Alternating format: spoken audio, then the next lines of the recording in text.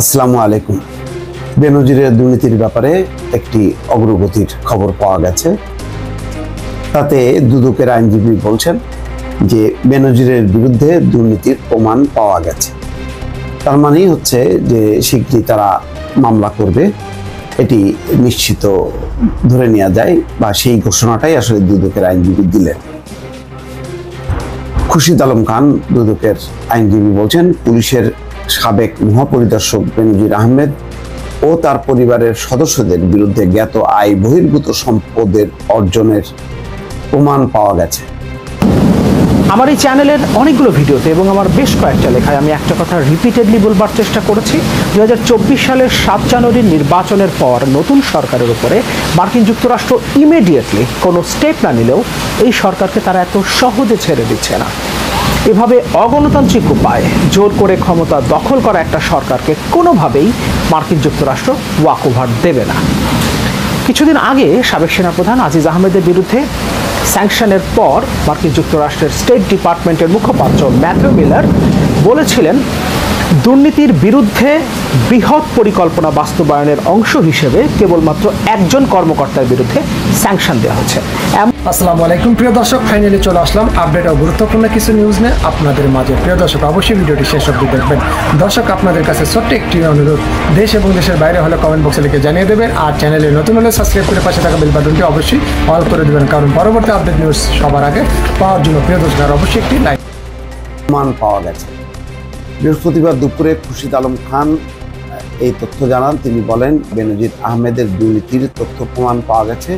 এখন দুদক কমিশন যদি মনে করে তাহলে মামলা হবে। বেনজিরের পরিবারের নামে এখন পর্যন্ত ঢাকায় 12টি ফ্ল্যাটের খোঁজ পেয়েছে দুদক। এর মধ্যে গুলশানে 4টি ফ্ল্যাটের খোঁজ দুদক আগেই পেয়েছিল। নতুন করে সংস্থাটি আরও 8টি ফ্ল্যাটের খোঁজ পেয়েছে। এর মধ্যে 6টি ফ্ল্যাট ঢাকার আদাবরের একটি ভবনে, 2টি বাড্ডার ফ্ল্যাট, 2টি বাণিজ্যিক ও অফিস স্পেস। এছাড়া দুদক বেনজির পরিবারের আরও প্রায় 76 বিঘা জমির খোঁজ পেয়েছে। সব মিলিয়ে বেনজির পরিবারের নামে 697 বিঘা জমি পাওয়া গেছে। দুদকের আবেদনের পরিপ্রেক্ষিতে ঢাকা মহানগরের জ্যেষ্ঠ বিশেষ জজ মোহাম্মদ আসামস জবলুল হোসেন বুধবার নতুন করে খোঁজ পাওয়া বেনজির পরিবারের 8টি ফ্ল্যাট জব্দের আদেশ দেন। পাশাপাশি আদালত বেনজিরের পরিবারের 76 বিঘা জমি এবং বেসরকারি সিটিজেন টেলিভিশন ও টাইগার ক্রাফট অ্যাপারেলস লিমিটেডের শেয়ার অবরুদ্ধ করার আদেশ দেন। আদালত এর আগে 2 দফায় বেনজির ও তার পরিবারের নামে গোপালগঞ্জ, মাদারীপুর, কক্সবাজার ও ঢাকার সাভারে 621 বিঘা জমি, 19টি কোম্পানির শেয়ার এবং গুলশানের 4টি ফ্ল্যাট জব্দের আদেশ দিয়েছিলেন। তখন 30 লাখ টাকার সঞ্চয়পত্র, 33টি ব্যাংক হিসাব ও 3টি বিও হিসাবও অবরুদ্ধের আদেশ দেওয়া হয়েছিল। দুদকের পাবলিক প্রসিকিউটর মাহমুদ হোসেন জাহাঙ্গীর বুধবার প্রথম আলোকে বলেন, বেনজির পরিবারের সম্পদ অনুসন্ধান অব্যাহত রেখেছে সংস্থাটি। এখন পর্যন্ত যেসব সম্পদ পাওয়া গেছে তা জব্দের আদেশ দিয়েছে আদালত। সম্পদ অনুসন্ধান চলার মধ্যেই বেনজির আহমেদ গত 4 মে দেশ ছাড়েন সপরিবারে। গত 2020 সালের এপ্রিল থেকে 2022 সালের সেপ্টেম্বর পর্যন্ত আইজিপি এবং 2015 সালের জানুয়ারি থেকে 2020 সালের এপ্রিল পর্যন্ত র্যাবের মহাপরিচালক ছিলেন। তিনি ঢাকা মহানগর পুলিশ কমিশনার হিসেবেও দীর্ঘ সময় দায়িত্ব পালন করেন। এই সময়ের মধ্যে মার্কিন যুক্তরাষ্ট্র তার নামে স্যাংশন দেয়। স্যাংশন মাথায় নিয়ে তিনি আবার জাতিসংঘ সম্মেলনে অংশ নিতে তিনি যুক্তরাষ্ট্র যান। মানে হুম্বি দম্বি দাপট কোনো কিছুই বাদ ছিল না। এখন দুদক ধীরে ধীরে অনুসন্ধান করছে। 3য় দফায় এই সম্পদ পাওয়া গেছে। এই অনুসন্ধান অব্যাহত থাকলে আরও কি পাওয়া যাবে বলা যাচ্ছে না। তো যাই হোক, এখন পর্যন্ত দুর্নীতির প্রমাণ পাওয়া গেছে, এইটুকু দুদক বলেছে। এটা একটা বিশাল আশার ব্যাপার। এখন এটার মামলা কত দূর এগোয় এবং সবচেয়ে বড় কথা হলো তড়িৎ গতিতে এই আমার এই চ্যানেলের অনেকগুলো ভিডিওতে এবং আমার বেশ কয়েকটা লেখায় আমি একটা কথা রিপিটেডলি বলবার চেষ্টা করেছি। 2024 সালের 7 জানুয়ারির নির্বাচনের পর নতুন সরকারের উপরে মার্কিন যুক্তরাষ্ট্র ইমিডিয়েটলি কোনো স্টেপ না নিলেও এই সরকারকে তারা এত সহজে ছেড়ে দিচ্ছে না। এভাবে অগণতান্ত্রিক উপায়ে জোর করে ক্ষমতা দখল করা একটা সরকারকে কোনোভাবেই মার্কিন যুক্তরাষ্ট্র ওয়াক ওভার দেবে না। কিছুদিন আগে সাবেক সেনাপ্রধান আজিজ আহমেদের বিরুদ্ধে স্যাংশনের পর মার্কিন যুক্তরাষ্ট্রের স্টেট ডিপার্টমেন্টের মুখপাত্র ম্যাথিউ মিলার বলেছিলেন, দুর্নীতির বিরুদ্ধে বৃহৎ পরিকল্পনা বাস্তবায়নের অংশ হিসেবে কেবলমাত্র একজন কর্মকর্তার বিরুদ্ধে স্যাংশন দেওয়া হয়েছে। এমনকি তিনি বলেছিলেন, এই নিষেধাজ্ঞা সরকারের শীর্ষ নেতৃত্ব পর্যন্তও বিস্তৃত হতে পারে। কয়েকদিন আগে ডোনাল্ড লু বাংলাদেশে এসেছিলেন। ইনফ্যাক্ট তার সফরের পরেই মার্কিন যুক্তরাষ্ট্র সাবেক সেনাপ্রধান আজিজ আহমেদের বিরুদ্ধে নিষেধাজ্ঞা ঘোষণা করে। সে সময় ডোনাল্ড লু সাংবাদিকদের বলেছিলেন, বাংলাদেশ সরকারের সাথে তারা দুর্নীতি প্রতিরোধে কাজ করতে চায়। অ্যাকচুয়ালি মার্কিন যুক্তরাষ্ট্র যেটা করছে, এই সরকার গত 15 বছর ধরে 2014 সালের পর থেকে টানা 3 বার তারা যে অবৈধভাবে ক্ষমতা দখল করলো, এই অবৈধভাবে ক্ষমতায় টিকে থাকার যে ভিত্তি, যে খুঁটিগুলো আছে, সেগুলোকে তারা দুর্বল করে দিতে চাইছে। এই কারণে সাবেক সেনাপ্রধান, যিনি 2018 সালে এই সরকারকে ক্ষমতা দখল করতে সাহায্য করেছিল, তার বিরুদ্ধে দুর্নীতির অভিযোগে নিষেধাজ্ঞা দিয়েছে। দুর্নীতির অভিযোগে এখন বাংলাদেশ সরকার বাধ্য হচ্ছে সাবেক সেনাপ্রধান আজিজের দুর্নীতির তদন্ত করতে। এবং যেহেতু প্রায় একই সময়ে সাবেক আইজিপি বেনজির আহমেদের দুর্নীতির তথ্য আমাদের সামনে আসে একটা গণমাধ্যমের কল্যাণে, ফলে বাংলাদেশ সরকার বাধ্য হয়েছে বেনজির আহমেদের এই অবৈধ সম্পদের ব্যাপারে তদন্ত করতে। এবং বাংলাদেশ সরকার যে বাধ্য হয়েছে সেটা আমরা বুঝতে পারি ভয়েস অফ আমেরিকাকে ডোনাল্ড লুর দেয়া একটা সাক্ষাৎকার থেকে। ডোনাল্ড লুর ইঙ্গিতটা হচ্ছে, তারা যদি এই দুর্নীতির তদন্তগুলো না করে তাহলে মার্কিন যুক্তরাষ্ট্র কঠিন কোনো স্টেপ নিতে পারে, এবং কত দূর পর্যন্ত সেই স্টেপটা বিস্তৃত হতে পারে সেটা ম্যাথিউ মিলার স্টেট ডিপার্টমেন্টের নিয়মিত ব্রিফিংয়ে জানিয়ে দিয়েছেন। সরকারের সর্বোচ্চ নেতৃত্ব পর্যন্ত, শীর্ষ নেতৃত্ব পর্যন্ত এই নিষেধাজ্ঞা বিস্তৃত হতে পারে। ভয়েস অফ আমেরিকায় দেওয়া সাক্ষাৎকারে ডোনাল্ড লুকে অনেকগুলো প্রশ্ন করা হয়েছে, সেখান থেকে 3টা প্রশ্ন এবং তার উত্তরে ডোনাল্ড লু কী বলেছেন সেটা আমরা একটু দেখি। আপনি দুর্নীতির বিরুদ্ধে লড়াই এবং আর্থিক সুশাসন নিশ্চিত করতে বাংলাদেশের সাথে একসাথে কাজ করার জন্য আপনার সরকারের পরিকল্পনা তুলে ধরেছেন। বাংলাদেশের সাবেক সেনাপ্রধান জেনারেল আজিজের বিরুদ্ধে সাম্প্রতিক নিষেধাজ্ঞা কি দুর্নীতির বিরুদ্ধে এর লড়াইয়েরই একটা অংশ? আপনি কি দুর্নীতি সংক্রান্ত এই ইস্যুগুলো সমাধানের ব্যাপারে বাংলাদেশ সরকারের সহযোগিতা করার সদিচ্ছা নিয়ে সন্তুষ্ট? উত্তর দিচ্ছেন ডোনাল্ড লু, আমি যখন আলবেনিয়া এবং কিরগিজ প্রজাতন্ত্রে রাষ্ট্রদূত ছিলাম, আমরা দুর্নীতিবাজ কর্মকর্তাদের বিরুদ্ধে নিষেধাজ্ঞা দিয়েছিলাম। এটি তখনকার সরকারের কাছে জনপ্রিয় ছিল না, কিন্তু এখন সেই নিষেধাজ্ঞাপ্রাপ্ত সাবেক দুর্নীতিবাজ কর্মকর্তারা সবাই কারাগারে। সারা বিশ্বের সমাজ দুর্নীতির বিচার দেখতে আগ্রহী। আমরা দুর্নীতির বিরুদ্ধে লড়াই করার জন্য বাংলাদেশের সাথে কাজ করতে প্রতিশ্রুতিবদ্ধ, এবং 20 মে আমরা 7031C ধারার অধীনে সাবেক জেনারেল আজিজ আহমেদের উল্লেখযোগ্য দুর্নীতিতে জড়িত থাকার কারণে তার বিরুদ্ধে পাবলিক ডেজিগনেশন, এক ধরনের নিষেধাজ্ঞা ঘোষণা করি। দুর্নীতির এই অভিযোগগুলোর ব্যাপারে পূর্ণাঙ্গ তদন্ত করা হবে বলে বাংলাদেশ সরকারের মন্ত্রীরা বিবৃতি দিয়েছেন। আমরা এ ব্যাপারটি স্বাগত জানাই। বাংলাদেশ সরকারের মন্ত্রীরা এই দুর্নীতির ব্যাপারে, জেনারেল আজিজের দুর্নীতির ব্যাপারে তদন্ত করা হবে বলে ঘোষণা করেছেন।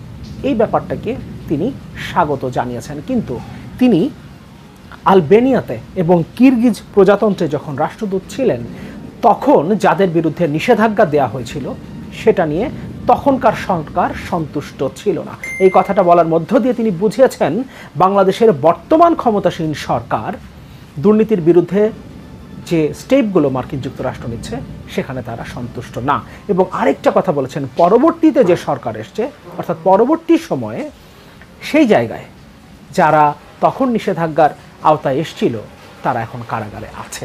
তার মানে পরবর্তীতে এটাকে স্বাগত জানিয়েছে সেই দেশগুলো। তার মানে ডোনাল্ড লু বলবার চেষ্টা করেছেন বাংলাদেশের বর্তমান ক্ষমতাসীন সরকার এই ব্যাপারটাকে ঠিক ভালোভাবে দেখছে না, কিন্তু তারপরও তারা মুখে বলছে যে তারা তদন্ত করবে, অন্তত সেই ব্যাপারটাকে স্বাগত জানাচ্ছেন। কিন্তু এই সরকারের উপরে আস্থা রাখতে পারছে না ডোনাল্ড লু।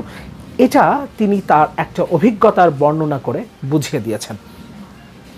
তাকে জিজ্ঞেস করা হয়েছে, আমরা কি অদূর ভবিষ্যতে অন্যান্য উচ্চ প্রোফাইলের বাংলাদেশি নাগরিকদের ওপরও দুর্নীতির সাথে সম্পর্কিত এই ধরনের নিষেধাজ্ঞা আরোপের বিষয়টি দেখতে পাবো? ডোনাল্ড লু তখন উত্তর দিচ্ছেন, যখন আমাদের কাছে উল্লেখযোগ্য দুর্নীতির বিশ্বাসযোগ্য তথ্য থাকে তখন আমরা সারা বিশ্বে নিষেধাজ্ঞা এবং ভিসা বিধিনিষেধের আকারে প্রকাশ্যে পদক্ষেপ নেই। আমাদের আইনগুলি আমাদেরকে দুর্নীতিগ্রস্ত ব্যক্তিদের যুক্তরাষ্ট্রে ভ্রমণ বা তাদের দুর্নীতির অর্থের গন্তব্য হিসেবে যুক্তরাষ্ট্রকে ব্যবহার করা থেকে বিরত রাখতে সচেষ্ট। আমি আশা করি আমরা বাংলাদেশের জনগণের সাথে মিলে সব ধরনের দুর্নীতির বিরুদ্ধে লড়াইয়ের অভিন্ন লক্ষ্য অর্জনে একসঙ্গে কাজ করে যাব। এখানে সরকারের সাথে মিলে দুর্নীতি দমনে কাজ করার কথা না বলে ডোনাল্ড লু বলেছেন, বাংলাদেশের জনগণের সাথে মিলে দুর্নীতির বিরুদ্ধে লড়াইয়ের অভিন্ন লক্ষ্য অর্জনে কাজ করে যাব। তার মানে এই সরকারের উপরে ডোনাল্ড লু, অন্তত দুর্নীতি প্রতিরোধে এই সরকারের উপরে ডোনাল্ড লু আস্থা রাখছেন না, সেই কথাটা তিনি তার এই প্রশ্নের উত্তরেও জানিয়ে দিয়েছেন। আরেকটা প্রশ্নের উত্তর দেখব ডোনাল্ড লু কি বলছেন। বাংলাদেশের প্রধানমন্ত্রী শেখ হাসিনা 23 মে অভিযোগ করেছেন যে বাংলাদেশ এবং মিয়ানমারের কিছু অংশ আলাদা করে পূর্ব তিমুরের মতো একটি খ্রিস্টান জাতিরাষ্ট্র গঠনের চক্রান্ত চলছে। তিনি আরও দাবি করেছেন যে তিনি যদি বাংলাদেশে একটি বিমান ঘাঁটি স্থাপনের জন্য একটি দেশকে অনুমতি দিতেন তবে গত জানুয়ারিতে তাকে ঝামেলামুক্ত পুনর্নির্বাচনের প্রস্তাব দেওয়া হয়েছিল। প্রধানমন্ত্রী এই বিষয়ে নির্দিষ্ট কোনো দেশের নাম উল্লেখ না করলেও বাংলাদেশ এবং দক্ষিণ এশীয় মিডিয়ায় ব্যাপকভাবে প্রচারিত হয় যে তিনি যুক্তরাষ্ট্রকে ইঙ্গিত করেই এ বক্তব্য দিয়েছেন। শেখ হাসিনা বলেন, অফারটি এসেছে একজন সাদা মানুষের কাছ থেকে। আমি যদি একটি নির্দিষ্ট দেশকে বাংলাদেশে বিমান ঘাঁটি নির্মাণের অনুমতি দিতাম তাহলে আমার কোনো সমস্যা হতো না, তিনি যোগ করেন। যুক্তরাষ্ট্র কি কখনো বাংলাদেশে একটি বিমান ঘাঁটি নির্মাণের আগ্রহ প্রকাশ করেছে? ডোনাল্ড লুর জবাব, এসব অভিযোগ সম্পূর্ণ মিথ্যা। আমরা বাংলাদেশের সার্বভৌমত্বকে সম্মান করি। নির্বাচনের সময় আমাদের অগ্রাধিকার ছিল শান্তিপূর্ণভাবে পরিচালিত অবাধ ও সুষ্ঠু নির্বাচনকে সমর্থন করার জন্য বাংলাদেশের সাথে কাজ করা। এখানে তাকে প্রশ্ন করা হয়েছে, তার দেশের সরকার কি বিমান ঘাঁটি নির্মাণের জন্য বাংলাদেশ সরকারকে কখনো কোনো প্রস্তাব দিয়েছে, কিংবা তাদের এমন কোনো পরিকল্পনা আছে যে বাংলাদেশের একটা অংশকে ভেঙে মিয়ানমারের একটা অংশের সাথে যুক্ত করে পূর্ব তিমুরের মতো কোনো খ্রিস্টান জাতিরাষ্ট্র গঠনের? কিন্তু তিনি সেই উত্তরে বলেছেন এটা সম্পূর্ণ মিথ্যা, এবং তারপর তিনি বলছেন তারা চেয়েছিলেন গত নির্বাচনের সময় তাদের অগ্রাধিকার ছিল শান্তিপূর্ণভাবে একটা অবাধ এবং সুষ্ঠু নির্বাচন। তার মানে তিনি তার এই কথার মধ্য দিয়েও বুঝিয়ে দিয়েছেন প্রধানমন্ত্রী শেখ হাসিনা যে মন্তব্যগুলো করছেন তার কারণ হচ্ছে মার্কিন যুক্তরাষ্ট্র যেহেতু একটা অবাধ, সুষ্ঠু, নিরপেক্ষ এবং অংশগ্রহণমূলক নির্বাচনের জন্য তার উপরে চাপ দিচ্ছিল, তাই তিনি তার ক্ষোভ থেকে এই কথাগুলো বলছেন। ডোনাল্ড লুর বক্তব্যে একটা বিষয় পরিষ্কার, বর্তমান ক্ষমতাসীন সরকারের উপরে তিনি কোনোভাবেই আস্থা রাখছে না, তার মানে তার সরকার আস্থা রাখছে না। ম্যাথু মিলার বক্তব্যে পরিষ্কার হয়েছিল জেনারেল আজিজ আহমেদের বিরুদ্ধে যে নিষেধাজ্ঞাটা এসছে সেটা কেবলমাত্র একটা শুরু, একটা বৃহৎ পরিকল্পনা বাস্তবায়নের অংশ হিসেবে শুরুতে একজন কর্মকর্তার বিরুদ্ধে স্যাংশন দেওয়া হয়েছে, এবং হাই প্রোফাইলের বাংলাদেশিদের বিরুদ্ধে স্যাংশন আসবে কিনা সেই প্রশ্নের জবাবে ডোনাল্ড লু পরিষ্কারভাবে বলেছেন দুর্নীতির তথ্য যদি তাদের কাছে থাকে তাহলে তারা এই স্টেপগুলো নিতে পারেন। তার মানে হাই প্রোফাইলের বাংলাদেশিদের বিরুদ্ধেও যে স্যাংশন আসতে পারে সেই ধারণাটা ম্যাথু মিলারের পর ডোনাল্ড লুও ভয়েস অফ আমেরিকার সাথে দেওয়া সাক্ষাৎকারে জানিয়ে দিয়েছেন পরিষ্কারভাবে। সুতরাং সামনের দিনে আমরা হয়তোবা মার্কিন যুক্তরাষ্ট্রের পক্ষ থেকে আরও কঠিন কোনো স্টেপ এই সরকারের বিরুদ্ধে দেখতে পারি। পাশাপাশি একটা কথা বলে শেষ করতে চাই, এই ব্যাপারটা বেশি দীর্ঘ করব না, কারণ এটা নিয়ে আমি গতকালই একটা ভিডিও করেছি। শুরুতে যেটা বলছিলাম, মার্কিন যুক্তরাষ্ট্র এই মুহূর্তে এই সরকারের বিরুদ্ধে যে স্টেপগুলো নিচ্ছে সেখানে মূল ব্যাপারটা হচ্ছে এই সরকারের ক্ষমতায় থাকার ভিত্তিগুলোকে নাড়িয়ে দেয়া, এবং এই সরকার যে বিষয়গুলোতে সবচেয়ে বেশি সংকটের মধ্যে আছে সেই জায়গাগুলোতেই এই সরকারের উপরে চাপ দেয়া।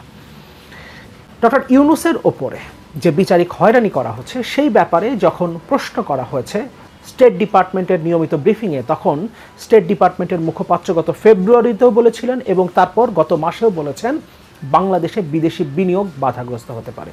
ডক্টর ইউনূসের বিচার, শ্রম আইনে তার বিরুদ্ধে বিচার হচ্ছে, ট্যাক্স ফাঁকি দেওয়ার মামলায় তার বিরুদ্ধে বিচার হচ্ছে, সেখানে বাংলাদেশে বিদেশি বিনিয়োগ বন্ধ হওয়া কিংবা বাধাগ্রস্ত হওয়ার কোনো বিষয় তো সম্পৃক্ত না। কিন্তু মার্কিন যুক্তরাষ্ট্র এই জায়গাতে বাংলাদেশ সরকারকে চাপ দিচ্ছে এবং তার প্রভাবিত মধ্যে পড়তে শুরু করেছে।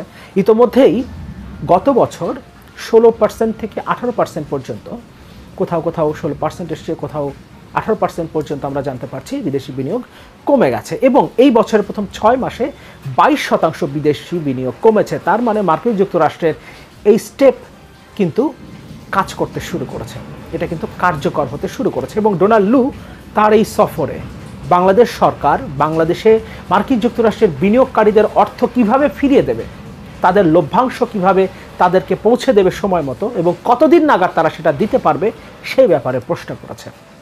তার মানে এই সরকার অর্থনৈতিকভাবে এখন ভয়াবহ রকম একটা চাপের মধ্যে আছে, এবং এই সময় যেভাবে বিদেশি বিনিয়োগ কমে যাচ্ছে এবং মার্কিন যুক্তরাষ্ট্রের এই স্টেপের কারণে যে আরও বেশি মাত্রায় কমছে সেটাও আমরা পরিষ্কার বুঝতে পারছি। এবং সামনের দিনে যদি এটা আরও কমে যায় তাহলে এই সরকার কোনোভাবেই দেশের অর্থনীতিকে টিকে রাখতে পারবে না এবং ক্ষমতায় অবৈধভাবে টিকে থাকতে পারবে না, কারণ সে তার ক্ষমতার খুঁটিগুলোকে অবৈধভাবে বিপুল পরিমাণ অর্থ সম্পদের মালিক করার মধ্য দিয়েই তার পক্ষে সমর্থনটা ধরে রেখেছে। এবং সে যখন তার এই অলিগারদের সন্তুষ্ট করতে পারবে না তখন তার এই খুঁটিগুলো দুর্বল হয়ে যাবে এবং তারা আর এই সরকারকে সমর্থন দেবে না।